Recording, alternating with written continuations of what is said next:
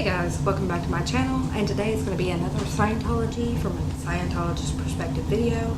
So go grab you something to drink, grab you a snack. If you vape, pick it up, and let's get ready for some more, well, cringe.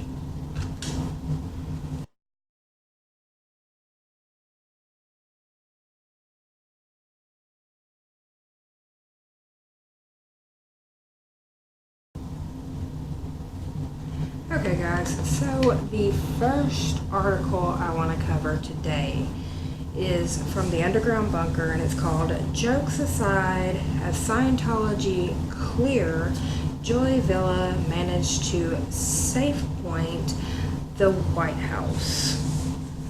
Tony Ortega wrote this and posted it on July 15th, 2019, and so let's talk about it. Joy Villa started in 2015. She was at the Scientology Celebrity Center. She was a wannabe Make America Great icon, possibly a congressional candidate. She fell from the political game. In 2017, Joy Villa wore a Make America Great dress to the Grammys. And within months of this, she was at the White House meeting with Steve Bannon and Roger Stone. The president endorsed her idea of running for Congress in a tweet. Top conservatives realized they were being played by Scientology. And this started her fall from political grace, which, given our current political state, it's not a very big fall, but you know, hey, it is what it is.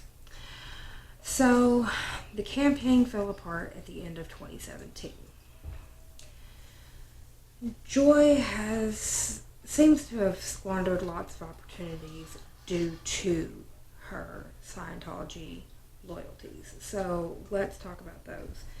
She started off working her way back, even showing up again at Fox Business and other outlets. She was promoting herself as a new style of young conservative, and playing down Scientology as a set of life skills that didn't prevent her from being an anti-abortion Christian. So she didn't play up being a Scientologist. She played up Scientology as life skills, and that she was a Christian. Which all of us that watch Scientology know that you can't be anything but a Scientologist if you are a Scientologist. Anyway, so let's talk about Joy. Joy is a queer, and she has helped promote Scientology in its publications. Her husband is a photographer. His name is, I'm going to butcher this, but it's Thorsten Overgord. I'm horrible with pronunciations. She's a patron emeritus, which is like way up there in the money that she gives to Scientology. She is a patron emeritus of the IAS, donating, which is at least like $250,000 thereabouts to the church. So no, she's not a Christian. She's a Scientologist, full out Scientologist. Joy was a front runner. Joy was at the front row in March for the celebration of Scientology's second anniversary of Scientology TV. So she's up there in the kind of celebrity status for Scientology. She's not one of these like low rank publics, like she's one of them like big dog, we must kiss her behind kind of people. Given the fact that she's been at the White House, she's met with Steve Bannon and some of these top political people, she's got Trump tweeting about her, stuff of that nature. Yes, David Miscavige is going to be kissing all of her butt that he can. So Joy also took part in the July 4th cruise event to Marina del Rey. So she's all up in the Scientology crowd. So it's not one of those things where she's one of these lowly publics who doesn't really know what's going on. She knows how to play the game. She knows what's going on behind the scenes, and she knows what she needs to do to secure her spot in Scientology. So Joy has rehabilitated her image with the whole Make America Great Again crowd. She has been invited back to the White House for the social media summit that went on, the whole nine, which she claimed in a tweet that the president singled her out for praise, saying, "You wear those dresses. You're very brave there in Hollywood. You're a fantastic actress, singer, songwriter." So then she tweets out, "At Real Donald Trump, to me from the podium, you wear those dresses. You're very brave there in Hollywood. You're a fantastic actress, singer, songwriter. I had a chance to get the mic and told him, you have a lot of secret support in Hollywood, more than you know," which is her way of saying, Scientology's behind you. I'm here to show that. So then, let's talk about the other part of the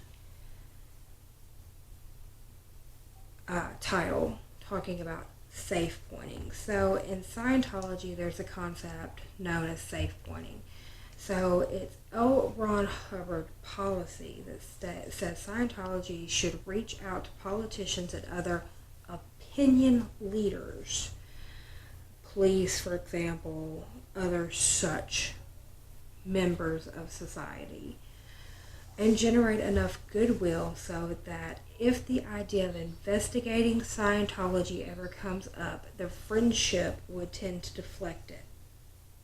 So from this perspective, if you look at it, Joy Vila has the President of the United States making comments to her at a summit at the White House about the dresses she wears and how she's so brave to do so out in Hollywood because, it's full of liberals and all that stuff.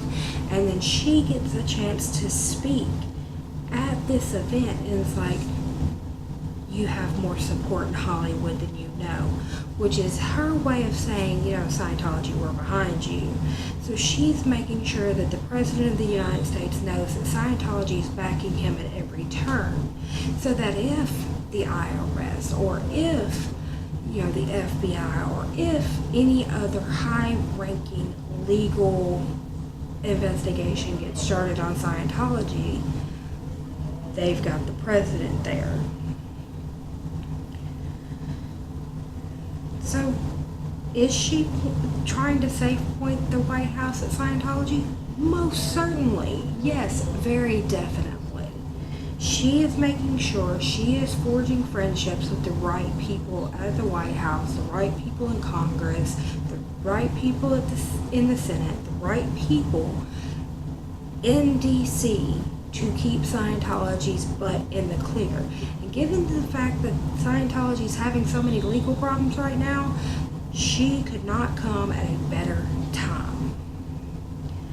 So what could be the reason for this? Well, let's look at it. One, you have all these court cases where David Miscavige is being personally labeled.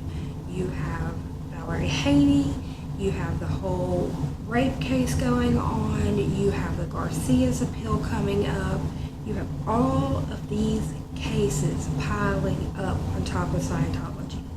2 out of the 3 that I just named have David Miscavige named personally. Now, also, in 2017, a report surfaced that Trump was discussing reviewing Scientology's tax-exempt status. now you have a person who is a Scientologist safe pointing him, changing his opinion on Scientology. That's a very strategic move. That is a very definite move to keep him from looking at Scientology's tax-exempt status. Because if anybody actually looks at that status, it would be yanked in a heartbeat. Now, granted, that report was never confirmed.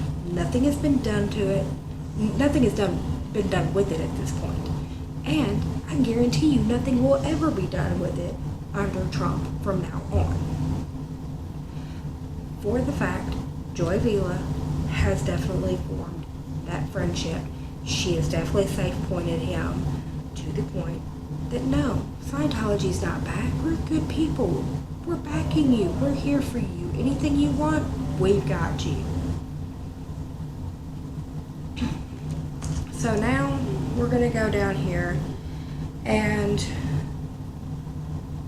the bunker has a talk with a contributor whose name is Jeffrey Augustine. So Jeffrey says, I didn't see it as a coup for Scientology, but rather for Joy. She was thrown out of the White House circles before, but I saw Joy working her A to E's on her way to get back in the party's good graces. She worked from the outside in the beginning with the fringe group Walk Away. The bunker. And by A's and E's, you're referring to the Scientology checklist for a former member who has to go to get back into the church's good graces. Yes, that is what she seemed to be doing for the last year or so, proving her conservative bona fides, but playing down her Scientology loyalties. And if you look back to what I was saying, she went on Fox Business and other outlets talking about how Scientology was life skills, and she's this anti-abortion Christian, and all the good talking points that you have to say right now to be a Trump conservative in this day and age. Jeffrey says Scientology lobbyist Greg Mitchell and possibly others had enough clout to get her into the audience at Trump's social media disaster. She plays the Christian card. I have also watched her change her personal narrative. She grew up a preacher's kid and learned to help other people. She is on her 4th or 5th spin cycle. She is trying to position herself as something, but I haven't figured out her positioning or message except to get attention to herself. The bunker. Yeah, we've all watched her work her way back, but the shocker was seeing Trump single her out for praise. Jeffrey said, I think it was spontaneous. Trump saw Joy in the audience, remembered the Make America Great dress, and gave her a shout out. The bunker. Don't you think Miscavige will be thrilled? Jeffrey. I'm not sure. Joy squandered everything before. She might have had a real shot at Congress if she'd chosen the right district.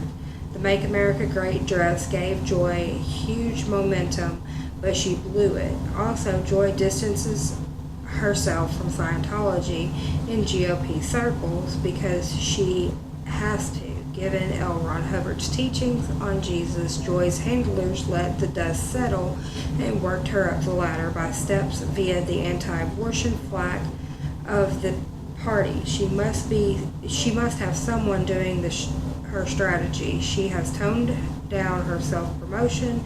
Joy seems to be positioning herself to the benefit from the 2020 election, however it goes. And it goes on and on and on. She is positioning herself to make a go in 2020 for a congressional position. She has worked her way using what she knows from Scientology to get herself back into a position where she's back in the limelight of the White House. Do I think David Miscavige is thrilled?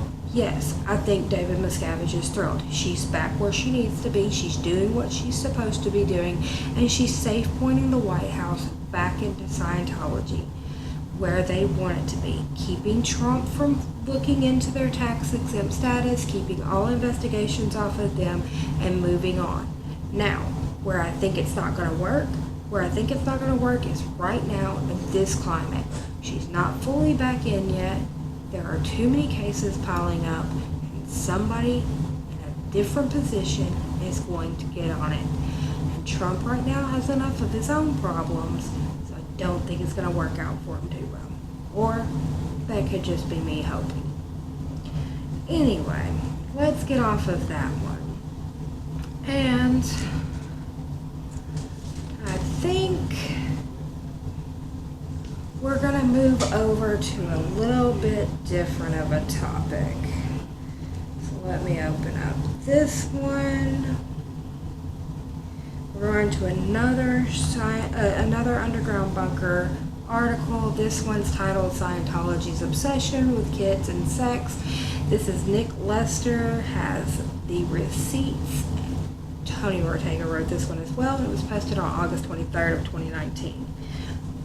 So let's talk about Nick Lester. Nick Lester is an important figure in Alex Gibney's 2015 HBO documentary, Going Clear, which was a huge breakthrough on the insides of Scientology.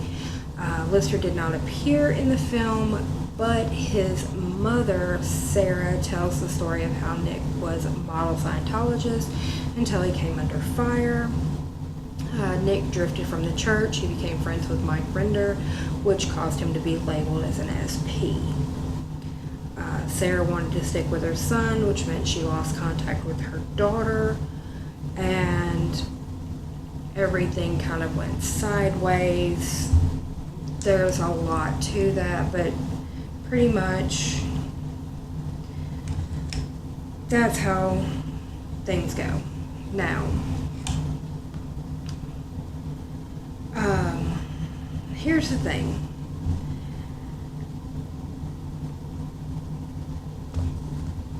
The day before this article was posted, Tony had posted another article.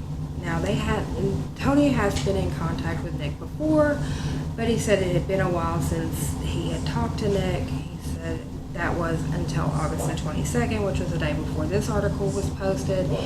He said that all of a sudden Nick commented on an article that he had written on the 22nd with a picture and a comment.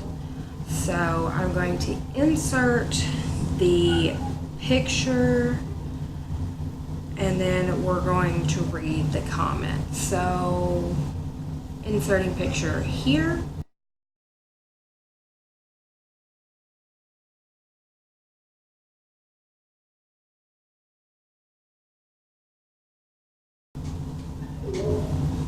Okay guys, so let's read the comment. It says, so Scientology has minors at very young ages sign priest penitent privilege covenants so that the church can record dossiers on children with all the lascivious details from their confessionals and auditing sessions.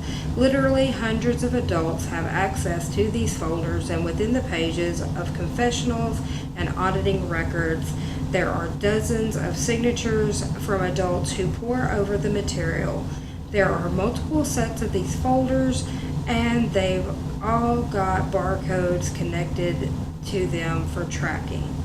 These are about half the folders the church kept on me while I was a minor in the organization. If you look at the picture that I inserted before we read the comment, that is literally a lot of stuff. Now we're going to get into what that actually means. So Tony actually called Nick, and Nick told him what was actually going on. So now we're going to talk about this. You may be wondering, how did Nick get his files from Scientology? Like, Scientology locks that shit down, and they do. So here was the thing.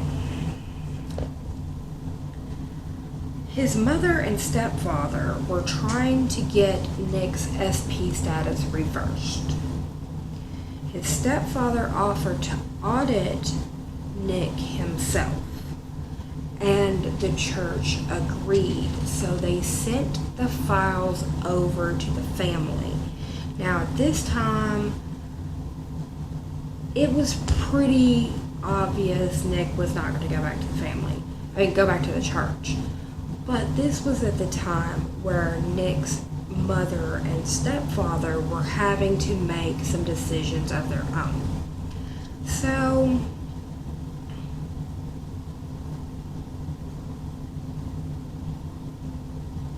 the person at the church who made the decision to send over the files was a lady by the name of Kathy True, who was pretty notorious in the Office of Special Affairs, which is like the secret police for Scientology. She sent all of the files over, and at this time, you know, they were kind of trying to just do whatever. But a few years after all of this, his mother and stepfather left the church. They never sent the files back to the church. They had the files. So they all have these files that have never been outside of the church. And now we know what kind of materials are being kept on these children. So Nick revealed that the files were compiled during his auditing sessions when he was 13 and 14 years old. Now again, go back, look at the picture. That's a lot of material for a 13 to 14-year-old kid. And these were topics of his masturbation habits, his sexual fantasies. That's a lot of material for a 13, 14-year-old kid on these topics. And another thing is, these files are being reviewed by adults. Why are so many adults reading 13 and 14-year-old children's masturbation habits and their sexual fantasies? That is not something that should be going on. That sends off so many alarm bells in my head that it is not even funny. Like, that's sick. So he goes on to say that the person that was questioning him was Serge Gill. Serge was huge in Scientology at one point because they used Serge as a child to kind of question men about their masturbation habits and their sexual fantasies. It kind of weeded out some of these guys that were like predatory. Even though Scientology never really did anything with that information, they were using Serge for this. And Nick states that Serge put him through some of the most detailed hours of questioning about his sexuality. And this is what he says. I remember the sessions with Serge in Technicolor. I was 13 or 14. I was flush red and embarrassed to be alive. Now at this time, Serge was in his 20s and Nick was 13 or 14 years old. It doesn't even matter if Serge was 13 or 14. These are not topics that most kids are that comfortable with talking about. Let's see. So then they go on to talk about Serge's allegations that he was valued by Scientology as a teenager who was tasked with asking older men about their masturbation habits and official Scientology interrogations. And then this is what Nick had to say.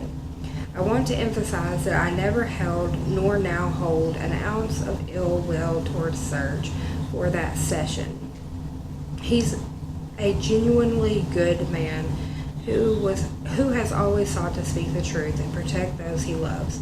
You'll find very few from Scientology experience who were as appreciated and respected as him. I can't imagine having had to be him and do what he was made to do. Says the media has also reported that the Clearwater Police Department is looking into Surge's allegations, but again, Scientology kind of owns most of that, so yeah. Nick Lister's files might be crucial evidence to back up what Serge has been saying publicly about Scientology's sick obsessions with kids and sex. They record this stuff and dozens of adults pour over it, scrutinizing the lurid details they get out of children, Nick says. It's hard being a human being in Scientology. It's doubly hard being a child. It's easy to take advantage of kids, especially in such a sophisticated cult. He said it was disassociating. All of this stuff is hard to look at. It was a totally different world. He says, I understood why people might exercise intergalactic body thetans or other funky avenues of spiritual enlightenment, but keeping these records on the sexual exploits of children for hundreds of adults to go through, that's what I can't understand. And neither can I. I don't understand this. I don't understand what could be religiously helpful.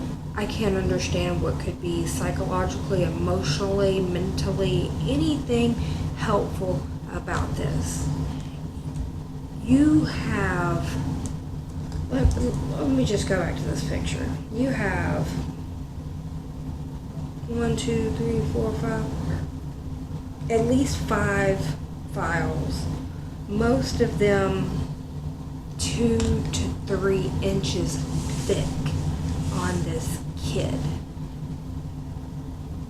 in the middle of puberty, where he's trying to figure out his hormones and his emotions. And this is religiously helpful. How? This is something that you need to keep a record for. Why? And so many people need to be looking at it because, yes, this is something that needs to be investigated. This needs to get thrown right on top of that case, the 4 rape allegations. This needs to get thrown right on top there. Serge's allegations, the rape case, this right here, all of that shows a pattern right there. And somebody needs to do something. With all that said, guys, I'm going to end this video right here. Go ahead and give this video a like. If you haven't already, go ahead and subscribe. Ring that bell down in the comment section down below. Let me know what you think. First, let me know what you think of Joy Vila and her safe pointing the White House to Scientology to try to stave off some investigations into Scientology possibly. And then let me know what you think of all of this obsession with children and sex by Scientology. In the description box down below, you'll find my Facebook, Instagram, Twitter, and email. If you have any cases or any articles you want me to investigate and talk about, you can send them to me on any of those platforms, and I will read those and get something together. And if I use your material in one of my videos, I will shout you out in that video. Anyway, guys, that's going to do it for me today, and I will see you on the next one. Bye for now.